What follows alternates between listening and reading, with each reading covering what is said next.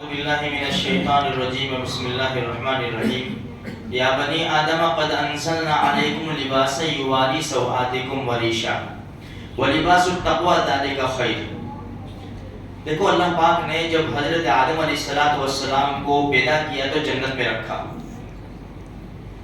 اور ہر قسم کی چیز جنتی تھی، لباس بھی جنتی تھا، کھانا پینا سب جنتی تھا۔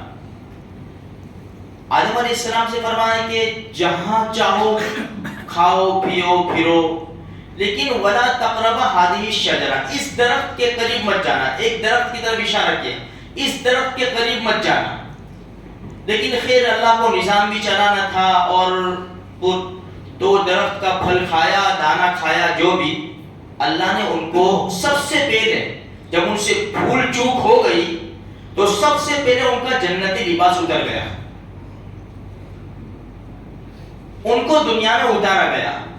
اب دنیا میں اتارا گیا تو تاریخ کی کتابوں میں لکھا ہے کہ جو جیسے جنتی لباس اترا تو شرمگاہ کو چھپانے کے لیے پتے، درخت کے پتے اپنے جسم کے اوپر رکھے انہوں نے، اور اس حالت میں تاریخ کی کتابوں میں لکھا اس حالت میں اتارے گئے آدم علیہ السلام۔ جب اتارے گئے تو اب ظاہری بات ہے لباس تھا نہیں ان کے پاس، تو جبرائیل علیہ السلام روئی لے کر آئے، روئی، اور روئی کو کاٹنا، ڈھونڈتے میں جو روئی کو وہ سکھایا جبرائیل علیہ السلام نے آدم علیہ السلام ماں حوا کو، تو اس کا پھر انہوں نے لباس بنا کر زیب تن کیا، اپنے سطر کو چھپایا۔ اب یہاں قرآن کریم کا 8واں پارہ سورہ اعراف، یا بنی آدم قد انزلنا علیکم لباسا، اے آدم کی اولاد ہم نے لباس کو آسمان سے اتارا، ہم نے اتارا لباس کو تمہارے لیے، لباسا کیوں اتارا؟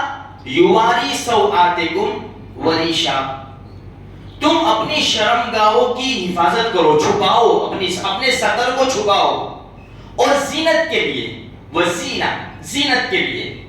ایک تو کیا ہے سطر کو چھپاؤ، بھائی سطر تو جیسے مرد کا ناف سے لے کر گھٹنوں تک اتنا لباس بھی ہو جاتا، لیکن یہ اچھا نہیں نہ لگتا، اس لیے زیادہ کا کپڑا ہم استعمال کرتے ہیں، کیوں؟ تاکہ زینت حاصل ہو جائے۔ جیسے انسان پورا کرتا پہنتا ہے، اس کے اوپر بھی کچھ پہنتا ہے، یہ زینت کے لیے، زیب و زینت کے لیے یہ۔ لیکن آگے قرآن نے کہا صرف زیب و زینت نہیں، وَلِبَاسُ التَّقْوَى ذَلِكَ خَيْرٌ، ہاں لیکن تقوی کا جو لباس ہے وہ اپناؤ، تقوی، اخلاق، شرم و حیا، اللہ کا ڈر، یہ اصل لباس اپناؤ۔ اچھا تو انسان لباس پہن سکتا ہے اپنے سطر کو چھپانے کے لیے اور زیب و زینت کے لیے۔ یہی سورہ اعراف کی آیت میں ایک آیت میں فرمایا یا بنی آدم خذوا زینتکم عند کل مسجد، اے آدم کی اولاد اپنے آپ کو سوارو مسجد میں آنے کے وقت، اس لیے کہ دنیا میں جتنی بھی چیزیں ہیں سب سے بہترین جگہ اللہ کا گھر مسجد، اور انسان جب اللہ کے گھر میں آتا ہے تو عبادت کے لیے آتا ہے، شہنشاہ کے سامنے کھڑے ہونے کے لیے آتا ہے۔ تو حدیث میں بھی ہے اپنے نماز کے کپڑے الگ رکھو، اور خصوصاً جمعہ کا لباس تو الگ رکھو، وہ زیب تن کر کے مسجد آؤ، وہ پہن کر مسجد آؤ، اپنے آپ کو سوار کر آؤ۔ اب قرآن تو یہ کہہ رہا ہے کہ اپنے آپ کو سوار کر آؤ۔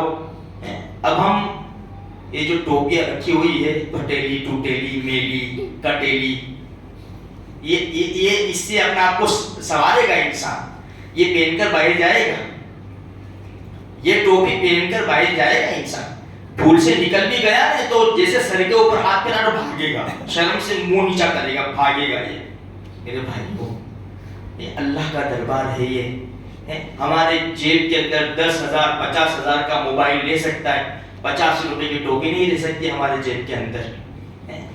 اس لیے تھوڑا سا احتیاط کرو، قرآن کے تائید تو قرآن ہے، یا بنی آدم خذوا زینتکم عند کل مسجد، مسجد آتے وقت اپنے آپ کو سوارو۔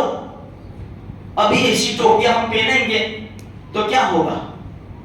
تو اپنا اچھا لباس رکھو۔ اسی لیے اس کی تفسیر میں لکھا ہے مفسرین کرام نے، بھائی جیسے آدھی آستین والا کپڑا ہے، بازو انسان کے نظر آوے، پھر جیسے وہ اس سے پہلے مسئلہ بتایا تھا ایسے کپڑے پہنے کے سطر نظر آوے، اسی لیے فرمایا دیکھو عورتوں کا لباس بھی زینت کے لیے ہے، یہ جسم کو بتانے کے لیے لباس نہیں ہے، جسم کو چھپانے کے لیے، سطر چھپانے کے لیے۔ لیکن آج کل کے لباس ہماری لڑکیوں کے بھی دیکھو، ہماری بچیوں کے لباس بھی دیکھو کہ آج کل کے لباس کیسے ہو گئے۔ سب سے بڑا جو ہتھیار ہے نا دشمن کے پاس اور شیطان کے پاس، یہ عورت کو ننگا کرنے کا ہے۔ عورت کو آدھا ننگا کرو، تھوڑا ننگا کرو، پورا ننگا کرو، تاکہ مرد اس کی طرف مائل ہو جائے، اور پھر کیا ہو، دنیا میں یہ گناہ فساد برپا ہو جاتے ہیں۔ اس لیے میرے بھائیوں شریعت کی تعلیم بڑی زبردست ہے۔ ایک اور روایت میں آپ کو سناؤں، ابو امامہ رضی اللہ تعالیٰ عنہ نے نیا کپڑا پہنا، نیا کپڑا، تو ایک دعا پڑھی، الحمدللہ الذی کسانی ما اواری بہ عورتی واتجمل بہ فی حیاتی۔ ہر قسم کی تعریف، یہ نیا کپڑا پہننے کی ہر قسم کی تعریف اس اللہ کے لیے ہے جس نے مجھے کپڑا پہنایا کہ میں اپنی سطر کو چھپاؤں اور زیب و زینت اختیار کروں۔ جب پہنا تو یہ دعا پڑھی، پھر یوں فرمایا، عمر ابن خطاب رضی اللہ تعالیٰ عنہ جب نیا کپڑا پہنتے یہ دعا فرماتے ہیں، اور پھر ایک حدیث بیان کرتے کہ نبی کریم صلی اللہ علیہ وسلم نے فرمایا جس نے نیا کپڑا سلا کر پہنا اور پرانا غریب کو دے دیا، پرانا غریب کو دے دیا، تو یہ زندگی میں بھی اور مرنے کے بعد بھی یہ کپڑا دینے والا اللہ کے حفظ و امان میں آ گیا۔ کتنی بڑی، حالانکہ اس کو نکالنا ہی ہے، نکالنا ہی ہے، دینا ہی ہے، پرانا کپڑا۔ کتنی بڑی روایت ہے میرے بھائیوں، کتنی بڑی خوشخبری ہے۔ اس لیے ہم مسلمان ہیں، جو شریعت نے بتایا ہے ہمیں ایسا لباس پہننا چاہیے تاکہ اللہ بھی راضی ہو، اللہ کے رسول بھی راضی ہو۔ اللہ مجھے آپ کو سارے مسلمانوں کو نیک توفیق